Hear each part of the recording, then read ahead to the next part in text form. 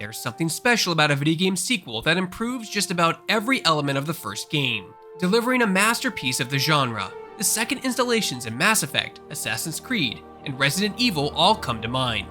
Can Insomniac's Spider-Man 2 web-sling this franchise into new heights? Back in business. Or has the sequel succumbed to the symbiote's primitive instincts? I sense a beast. Find out in our review.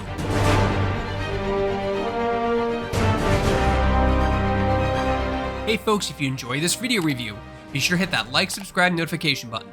It's 3 small clicks for you, but means the world to us. Let's get started.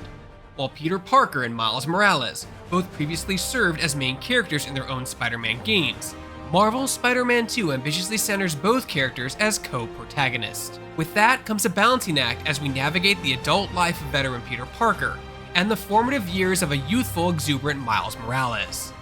In true Spider-Man fashion, their personal lives and their superhero personas become complicatedly intertwined, constantly placing the web-slingers between a rock and a hard place. I need your help.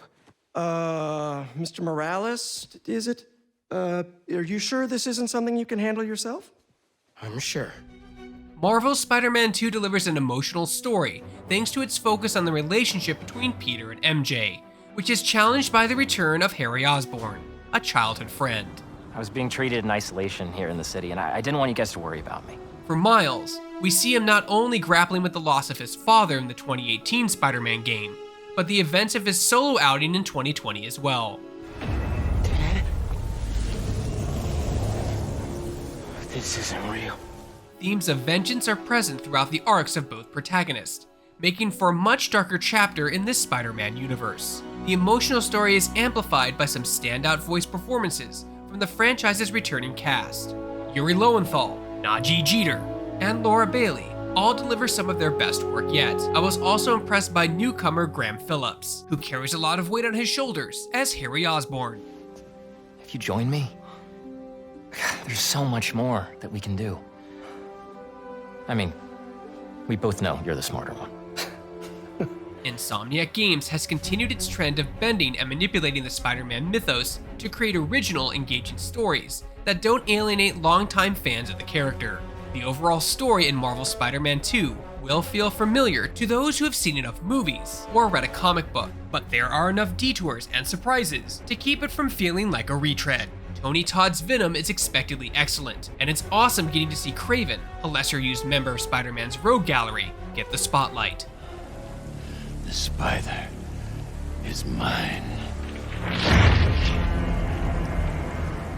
It's clear that with this being the third game in the franchise, Insomniac knew that it had to bring something different to the table to keep gameplay fresh and exciting. Enter a host of new skills and abilities for both Miles Morales and Peter Parker, making them even more formidable in combat. Their separate skill trees feature abilities that are unique to their powers, and a shared skill tree features more generic spider tactics that both of them could pull off. While some of the abilities learned in the first couple games carry over, there are a handful that you have to relearn through the skill tree, which feels silly. I know. I was disappointed. There were times where I'd spend a couple of hours doing missions and fighting crime as Peter, only to switch to Miles and have to reacquaint myself with an entirely different set of abilities. It helped stave off the fatigue that would sometimes settle in after long sessions with the previous 2 games. But there are also so many powers and abilities in Marvel's Spider-Man 2 that I almost felt overwhelmed during the game's opening hours. However, it felt rewarding to get a feel for them and chain together devastating blows to enemies. Want me? Come and get me! The increase in power for the Spider-Men is also matched by their foes. This game introduces parrying, an alternative way to avoid incoming damage when your spider sense starts tingling.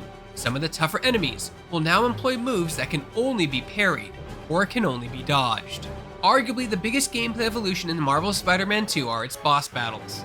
While the major showdowns in the previous games were essentially cinematic set pieces that required you to check a box 3 times and succeed in some QuickTime events, Insomniac has completely reimagined boss battles. It's much more Souls-like in design, with each boss having a recognizable pattern of attacks and behavior, and a massive health bar, sometimes multiple health bars, for you to deplete.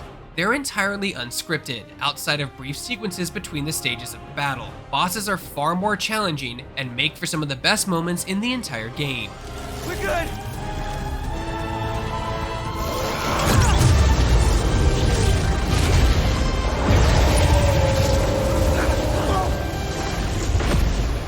The improvements don't stop at combat and bosses either. It feels like the developer took every criticism of Marvel's Spider-Man and Marvel's Spider-Man Miles Morales and made a concerted effort to improve them. There are still plenty of collectibles and mini-games to solve around the city, none of which are as mind-numbingly annoying as the screwball challenges from the 2018 game. Even the Mary Jane Watson missions are greatly improved by equipping her with a weapon of her own and eliminating the auto-fail when detected by enemies. These sequences were undoubtedly the most criticized parts of the first game, and I commend Insomniac for figuring out a way to make them work, instead of just tossing them in the trash. Hey, come up with something. You always do. Traversal is always a highlight in these Spider-Man games, and Marvel's Spider-Man 2 introduces the web wings as a new way to get around New York City. The web wings? They're flying! But we're not out of this yet! It feels thrilling to zip through a wind tunnel, achieving speeds even greater than what I thought possible through traditional swinging. The web wings also make it easier to traverse areas that don't have a lot of tall structures to attach your webs to. This is especially helpful given the fact that the game expands its map with the addition of Brooklyn and Queens, the hometowns of our superpowered protagonist. These areas are a bit more suburban than Manhattan proper, offering a nice change of pace when moving from mission to mission. Hey! I think I'm onto something! Less guns, more compliments! I found a great deal of fun just swinging around and exploring, testing out new traversal features, and solving crimes as they pop up. One of the best new details in Marvel's Spider-Man 2 is that when you go to an address of a miscellaneous crime, there's a chance that the other Spider-Man might already be there. It doesn't happen too frequently, but there were a handful of times where I arrived in an alley to handle some thugs, and either Miles or Peter were already there, kicking butt. We'd fight alongside each other, sharing quips, and even doing dual finishers. When the fight was over, we'd shake hands, awkwardly hug, or do the infamous pointing Spider-Man meme at each other, and then swing in our opposite directions. Details like this make Marvel's Spider-Man 2 feel like the ultimate superhero simulator. Don't leave me hanging. Trying to soak over here. Not on my watch. Come on.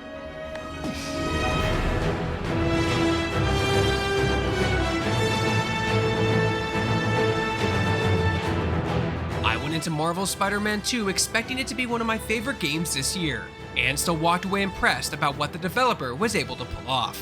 Both story and gameplay have taken large steps forward, and I'm fully convinced that there is no studio that can make Spider-Man games better than Insomniac Games. It's a massive win for Insomniac, PlayStation Studios, and for longtime fans of Spider-Man. Hey folks, if you enjoyed this video review, be sure to hit that like, subscribe, notification button. It's 3 small clicks for you, but means the world to us. For more video reviews, you're already in the right place. You're on Shacknews.com.